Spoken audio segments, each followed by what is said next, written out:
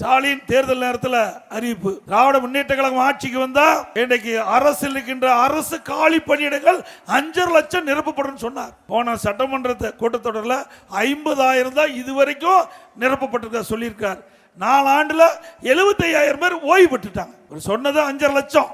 திராவிட முன்னேற்ற கழகம் ஆட்சிக்கு வந்தா அரசு காலி பணியிடங்கள் 5 லட்சத்தை நிரப்பப்படணும். நிரப்பனது 50,000, பணி ஓய்வு பெற்றது 75,000, மேலும் 20,000 அதிகமாகி போச்சு. இப்போ 5,70,000 பணியிடம் காலியா இருக்குது. அத்தனையும் பொய், பேசுவது அத்தனையும் பொய். அது மட்டும் இல்ல, அரசு ஊழியர்களுக்கு சொன்னார் தேர்தல் நேரத்தில்.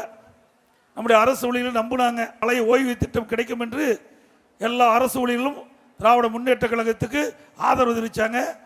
திராவிட முன்னேற்ற கழகம் ஆட்சிக்கு வந்தது. இப்போ பட்ட நாமம் போட்டார், அரசு ஊழியர்களுக்கு பட்ட நாமத்தை போட்டு விட்டார். அவர்களும் போராடி போராடி பார்த்து இப்போ போராட்டத்தை காணோம்.